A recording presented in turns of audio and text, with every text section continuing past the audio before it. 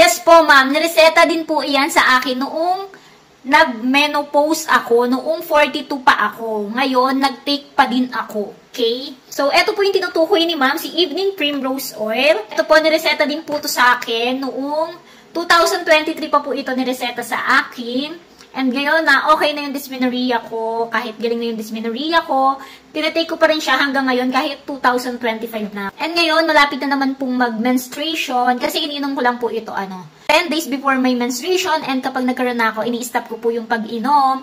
Then, next month po ulit, ganun po ulit, 10 days before my menstruation. Katulad po ngayon, malapit na naman magkaroon, iinom po uli ako nitong Evening Primrose Oil. So, kahit okay na po yung dysmenorrhea ko, is nagtitake pa rin po ako dahil marami nga po itong health benefits si Evening Primrose Oil. Nakakakinis din po ito ng cuties. Huy! May ganon.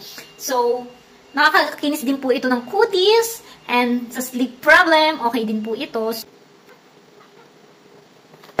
Ito nga po si Evening Primrose Oil. Hindi lang po siya para sa mga magme-menopause na. Pwede rin po siya sa mga menopause na, sa mga may hormonal imbalance, dysmenorrhea, and nire-reseta din po ito sa mga buntis na malapit ng mga anak. Pero kapag buntis po kayo, huwag kayo basta-basta iinom nito.